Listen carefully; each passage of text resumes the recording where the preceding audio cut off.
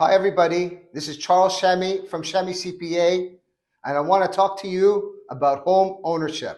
I'm sure you've heard numerous times that your home is your greatest investment. Let's analyze this a little bit further. Who came up with this notion that home ownership is the greatest investment? Maybe it could be the Canadian Real Estate Association or the American Real Estate Association. Well, when people look at that, and when the people analyze that, they look at what they purchased the house for and what they ultimately sold it for. So if you purchased your house, for example, for $400,000, and 10 years later, you sold it for $1.2 million, that's your profit, and you're very happy. But what's not accounted for is what we call phantom expenses. These are expenses that are hidden, that are not part of your calculation of your profits. Let me give you some examples. Your maintenance costs of keeping the house, your mortgage expenses, your yearly taxes, and your welcome taxes.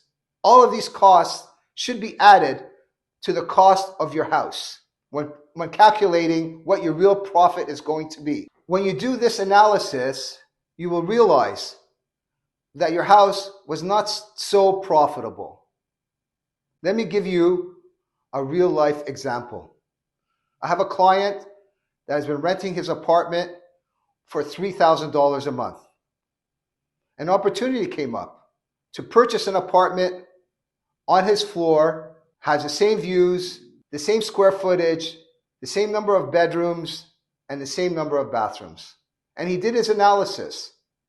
And after putting in 25% cash, he calculated that his costs are going to be $6,600 a month, over 2 times the cost of him renting.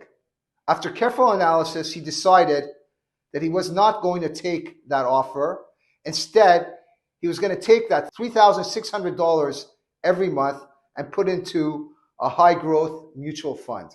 At the end of the day, it was a no-brainer. He came out way ahead of the market appreciation of that apartment. So it's not so black and white. In addition, he doesn't have to worry about anything. If something breaks down, he'll call the landlord and the landlord will fix it. He doesn't have to waste his time finding other people to do the work and to paying them. And he can spend his precious time on investing and making more money. Of course, I'm not saying not to purchase a house. If you want to purchase a house, there are other benefits that are non-financial, such as enjoying your house with your family. All I wanted to say is that when you purchase your house, purchase it as much as possible with very little debt. And purchase a house that you can afford.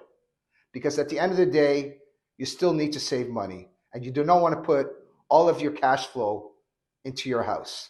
Thanks for listening. And if you have any questions, and if you want me to help you do any analysis, click the link below and I'll be happy to help you.